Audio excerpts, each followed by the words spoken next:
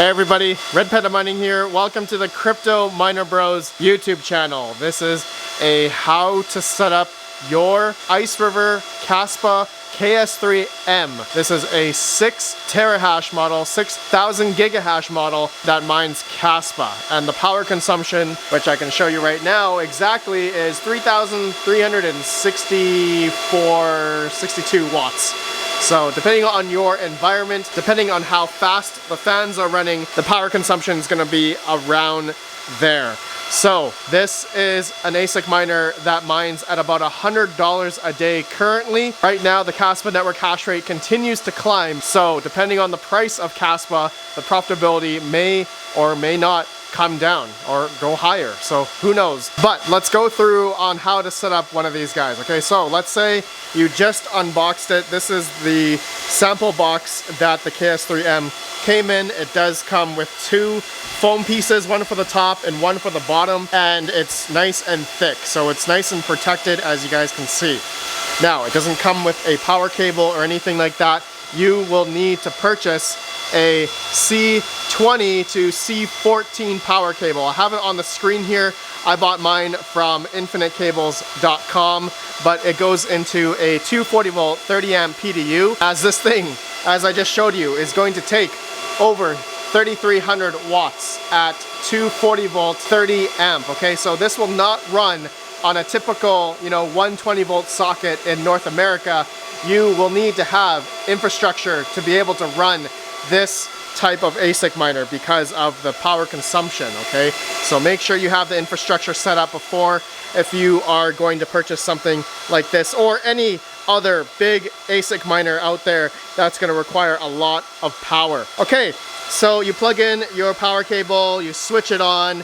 You're then going to put in the network cable as well. This is something that wired is only possible on this Iceriver KS3M, as there's no Wi-Fi. So be sure to place the KS3M in an environment where you'll be able to exhaust out the heat, because it does pump out a lot of heat. Okay, so next step is that you're going to want to go to a computer and make sure you are able to access the KS3M. So let's go in here. So in order to get the IP address, you're going to want to download something called Advanced IP Scanner, or log into your home router and get the IP address of the KS3M. And so in my case here, it's 10.100.100.202. It will probably be different in your case. You're going to want to copy this IP address, paste it into the web browser, and then you'll get the login screen like this. So the name, we're going to type in admin. Okay, and then the password is going to be 12345678. That is the stock password. All right, we're going to hit login. Okay, here we are. So we are now in the web GUI. So next step is you're going to want to go to mining setting. This is where you're going to want to put in your pool address and also your wallet and worker name. So in my case, I am testing NiceHash right now, but there are many different Kaspa mining pools out there that you could mine to. So best, practice is to keep the hash rate decentralized. Try not to go to the top, mining pool for Kaspa. So it's F2 pool right now with over 44% of the network hash rate. You're going to want to decentralize it and go to a mining pool that is much more lower in hash rate, just to keep it decentralized. So let's say you want to try mining on 2 miners. Okay, and you're going to go to how to start.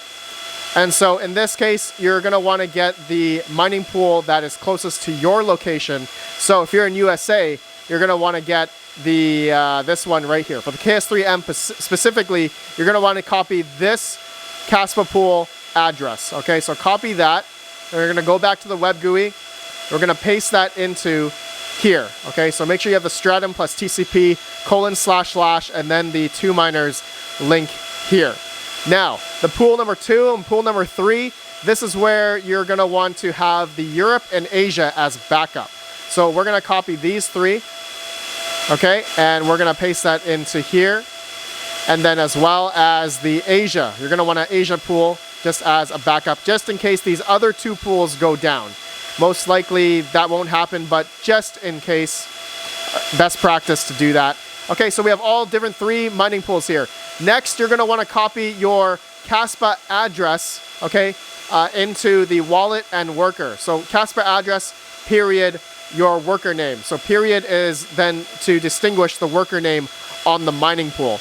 Okay, so make sure you get a Kaspa address from, let's say, Zalcore or Kaspa Core wallet or Tangem cold wallet. And there's a few places out there, but Zalcore is one of the most popular ones. It is a hot wallet, you know, preferably get a cold wallet like a Tangem wallet for Kaspa. But in this case, so once you get your wallet address, you put that into here, and as well, period, and then the worker name that you want. I put just KS3M. It can be whatever worker name that you want. Password can be 1 or X or 123, whatever, just anything, and then you're gonna hit save. All right, so once you hit save, you're gonna go back to home. It'll take a couple minutes. You may need to restart the miner, and then it will start hashing away. So you guys can see here, I have been testing it on NiceHash, and it's working here. So it's making about $97, $98 a day right now. Okay, obviously, like I said in the beginning, that could change, but you can see here is the hash rate, here's the web GUI for the KS3M. Here are my temperatures, here are the fan speeds. So that's pretty much it. Next step you can probably do is go to user setting, and you can change the current password, which is 1, 2, 3, 4, 5, 6, 7, 8, and then change it to a new password, just as best practice. Okay, so that's how you guys set up your KS3M. All right, doesn't have to be on NiceHash, it can be on any other mining pool that you see fit. But like I said, keep it decentralized, change it to a mining pool that you think is good for you, depending on your location as well. Okay, so that's it, my friends. That's how we set up an Iceriver KS3M. Look at this thing. This is a pretty nice ASIC miner.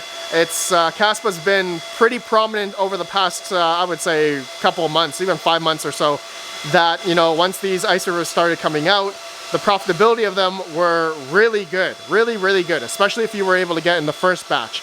But here we are making this video now. It's about beginning of October, and now the KS3M here, it used to make a couple $100s a day, but now it's $100 a day. And so you're gonna have to do your own research if you believe that Kaspa is going to be the coin that you believe in the future, especially if you're just mining and hodling, or if you're doing it for profitability, you're mining into BTC or fiat, then yeah, sure, it makes great profitability now, but for how much longer will that play out in the future? That's going to depend on the price of Kaspa.